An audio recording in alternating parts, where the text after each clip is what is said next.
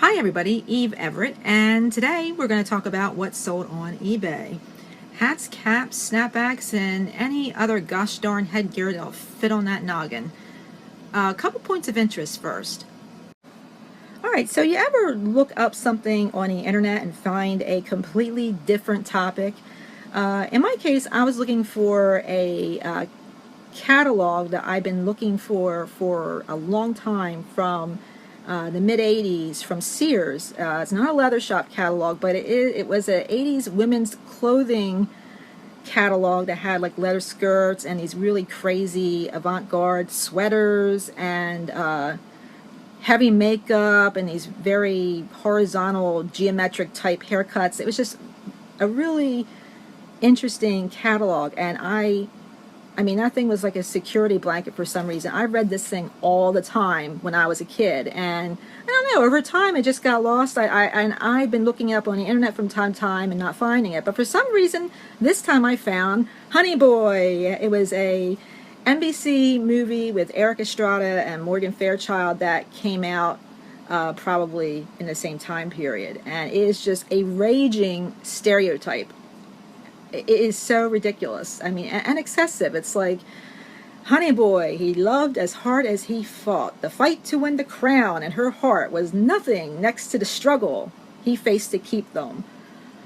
Well, why? Was Morgan Fairchild a total whore? A gold digger, maybe? I mean, it was the '80s, right? What else do women do back then? Of course, she's got this long length of leg exposed and, you know, the plunging dress, because apparently no one watches a TV movie unless there's leg and breast exposure. Anyway, and poor Eric Estrada, you know, I mean, he looks great, but I mean, poor Ponch, can't you give him something else to do besides that? Anyway, one of the reasons I like the '80s is because it, you know, looking back, it's just such an excessive, period of time, you know, clothing wise, with the Aquanet high hair and the hair bands, and there's just so much going on. But then you have things like this, which are just ridiculous, and it's kind of looking back at that period of time and comparing it to now. It's like, good grief. Anyway, moving on. All right, and this is my public service announcement of the week. Very quickly, the reason I bring it up actually is it's actually important. Ransomware is a frickin' bitch, and the reason I say that is because my friend's business recently had a bout with ransomware, and this can happen to anyone, anywhere. If you get something like this, don't pay the ransom, because you have no guarantee that your items will be brought safely back to you. There's some literature out there on it.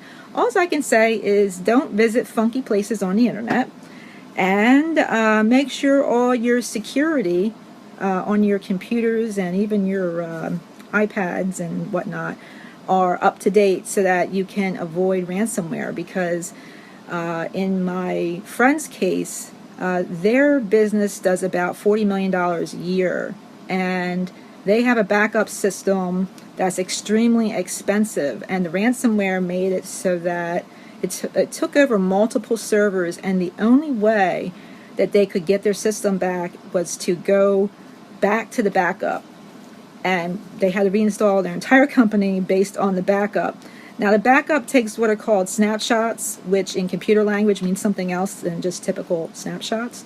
So they could rely on that, and they were really basically, they're back up in under 2 days, and so it wasn't a huge loss to them, but it was a substantial loss. And for someone who may have only, you know, 2 employees and they're living hand to mouth, that is a devastating problem. So yes, it can happen to us little people.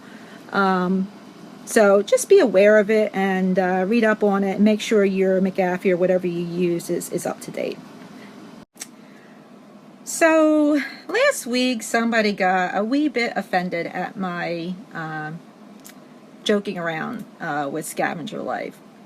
People, keep in mind, I am the most self-deprecating person that I know, which in some weird way sounds like I'm bragging, doesn't it? Which is kind of funny. But anyway, no, I mean that. I like making fun of myself, And sometimes I like making fun of others, but it's meant with love, happiness, rainbows, flying unicorns, flying cats, and what have you. It's not meant to be malicious, and I hope everybody takes it for a grain of salt, because, you know, I'm a grown woman going on like 12, I swear to you, and, you know, I just enjoy kind of poking fun at things, and I really don't mean anything by it. So if I'm offensive, let me know.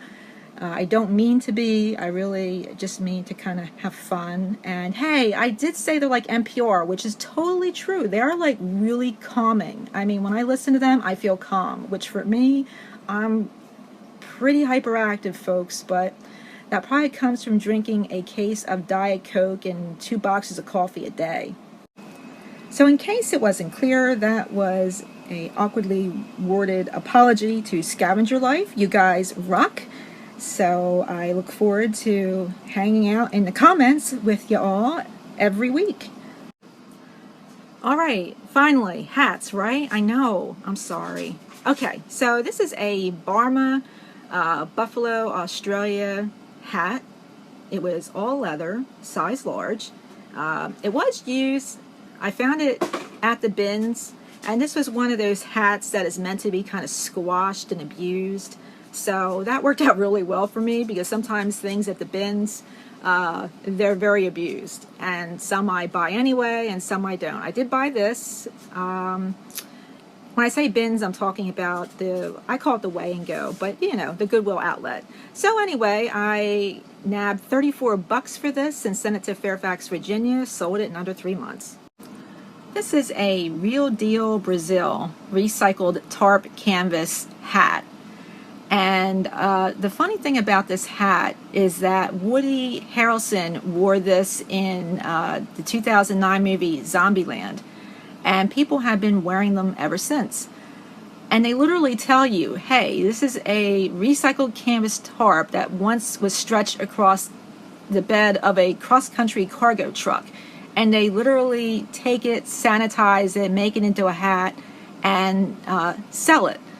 And these things fly out the door, even though the movie was several years ago now. Gosh, 2009. Can you believe it? Zombieland? It doesn't seem like that was that long ago. Anyway, I sold this for $35, and I listed it. Literally sold the same day it was gone. So I clearly underpriced this thing. And that's my advice to you. If you sell something in one day, you definitely underpriced it. But, you know, 35 bucks for something I got at the weigh and go, and literally the hat says, hey, we look like crap for a reason. We're old canvas. So I'm paying 35 bucks for it. I can't complain. This is a vintage Stetson Saxon black fur felt fedora. It's a size 7 3/8. And know your Stetsons. Like, stop watching this. Go look up Stetson on eBay. Look at the sales. Some of them go for a boatload of money. So get familiar with your vintage Stetsons, especially, because some people really look for them, and some of them you can find in great shape. And even if they have a few minor points of damage to them, people will generally overlook that. But anyway, I have a vintage Stetson fur felted hat, and I sold that for $54.99, and I listed it on the 8th of 2016, February, and I sold it by the end of that month. But check out the sold listings on eBay for Stetson, and rank it by high price down, and that'll give you an idea what to look for when you're out and about. I got this at the weigh and go, and it was in great shape. So anyway, $54.99, shipped to Missouri. This is a vintage 1960s, maybe late 50s mod daisies, huge as in high, floral hat. And I sold this for $39.99, and I shipped it to a costume designer in Miami. The reason I like ridiculous things like this is because people buy them. Anytime you see something and you either have like a visceral reaction to it, or it's something that really stands out in your mind, pick it up, because those are the sorts of things I personally think will sell on eBay. This is just a typical 60s crazy looking hat, and you'll see I have a few more of these I've sold as well. It did take that about 8 months to move, but it's a cool hat. This is another example of what I call crazy hats. I mean, you know, a lot of people actually wore these in the 50s and 60s. This is basically a hat that has pink roses, and what they did to make these is they basically wired these things literally into the hat, and this one sold for 34 bucks. And actually, I think that those the one I just showed you, I got this, that one, and a few more in the same lot at a specialty vintage clothing auction. If you go on eBay, you'll see that prices vary. People have different ways of selling hats. They lock them up. You know, I mean, use your judgment. I find that the hats that are kind of kooky, or there goes my rabbit again, or they have, you know, berries and fruit in them, can do very well. So be on the lookout for those. They are around sometimes in the thrift shops, and I just think they're cool. So I like to sell them when I can find them, which isn't as often as I used to find them, but they're still around. This is a wide-brimmed 1940s yellow woven hat, and wide-brimmed hats can do very well in general. I find that a lot of my wide-brimmed hats are going overseas, which is a real bummer in a way, because shipping them so that they don't get crushed can be an ordeal. So just make sure that if you take on wide-brimmed hats, that especially if they're vintage, that you have to keep in mind how to pack them in a way that they're not going to get crushed or destroyed if you sell overseas. In any event, this one did go to Australia, and I did charge shipping for this. The total for this person ended up being $74.99, and I listed this in the spring, and it sold within 8 weeks. This is a BMW hat with a suede brim, and I sold this for $37, and I sold this in under a month. This is a Goren Brothers linen and rayon hat. It's a women's hat. Has a gold sheen to it. I picked it up at the bins, and the reason I picked it up was the lining on it looked interesting. And usually, if I see an item that just kind of the quality looks good and it just has some sort of interesting, you know, like a lining or a tag to it, I'll take a closer look at it, because often those are the things that have some value.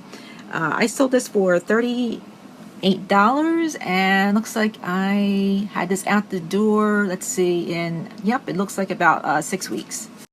This is a USS Ticonderoga Cruiser Hat, and I sold this for $26.99 in under 2 weeks. Be on the lookout for Patricia Underwood hats. They're a bit of a sleeper. This one was pretty nondescript. Had a tan stripe around the brim, but beyond that it really wasn't anything that stood out.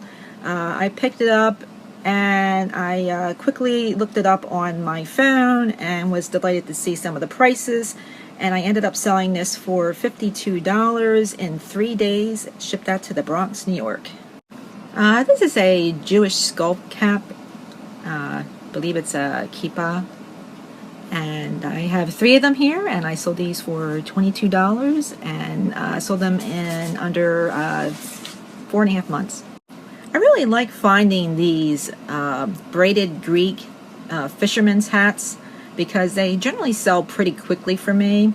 And at the same day at the bins, I found a brown one and a black one. The brown one here is wool, has that nice braided trim on it, it's vintage, and I sold this for $26.99, and this went out the door in 3 weeks to Australia.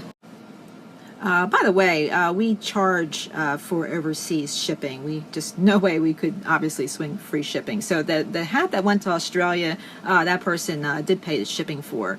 Here's another one, except it's black, and still has that black braid. And like I said, I guess these would have belonged to the same person. And I posted this at the same time as the other one. And this went out in under 2 weeks to California for, again, $26.99. Often I will find these Harris Tweed vintage wool Newsboy caps, and sometimes you can get an idea on the age just based on the tag, and also if it's union made in the United States, you can look up that union tag. That will give you an idea of the age of it. Often I find ones that are just damaged. They have little holes, chews, whatever. I'll put those aside and list those as a lot. And these particular ones, one was Harris Tweed, one was your run-of-the-mill 1950s Tweed hat. And I sold these as a lot for $26.55. And these took a little over 3.5 months to move. This is a Charlton Pom Pom plaid wool hat, probably used for golfing, and I sold this for 26 bucks in under 2 months. This is a Tommy Bahama straw hat, and you can see it's got some little semi-precious stones around the brim there. And the problem with this is that it had some damage to it. I did note the damage, and I sold this for $24.99. It took about 8 months for me to move this. This is a Karen Keith adjustable woven summer hat, and I sold this for $22. This is a LL Bean woven straw hat with a really pretty green ribbon around it. And I sold this for $26 in 2 weeks. This is a mod 60s. It's almost velvet, but it's more like velveteen. It's one of those tall hats. Basically, you just pin it on the top of your head. And it's a really cool looking hat. But it did take me about 1.5 years to move, and I sold this for $44. And this is my Be on the Lookout label, Irene of New York. Now, people have gotten into the bad habit on eBay of kind of lowballing the price on these, but if you're patient and if you have the older hats, not the ones from the 80s, but the ones that are maybe 70s on back, they can do quite well. So I don't want to say ignore eBay, but if you set a higher price, anywhere between 40 to 100 or so, you'll do just fine. You're just going to have to wait a little while. I sold recently an Irene of New York hat, and you'll also see the Nanduskin tag there. And Nanduskin was a Philadelphia boutique, and in its heyday it sold a ton of very expensive clothing. Alright, and this is my Irene of New York hat that I sold. I sold this for $114.99, and as I said, some of these will do quite well. It just depends on what era your Irene hat is from. And also, one of the things going for this hat is that it's very finely woven and was in very good condition. So, okay, hey, we're heading into that very busy time of year, so make sure you got yourself ready to go. I know that I've been doing my biannual inventory just to make sure I have everything as organized as I humanly can.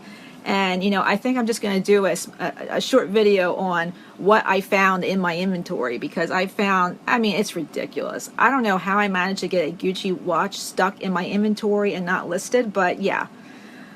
So, yeah, I could probably do a really fascinating video on other things I found while doing inventory, which I'm still in the middle of. So, anyway, I'm sure you're tired of hearing from me. I hope you have a very productive quarter coming up. I got some hopefully cool video ideas I'm going to be working on, like Halloween, things like that. So subscribe, ask other people to subscribe, and good hunting.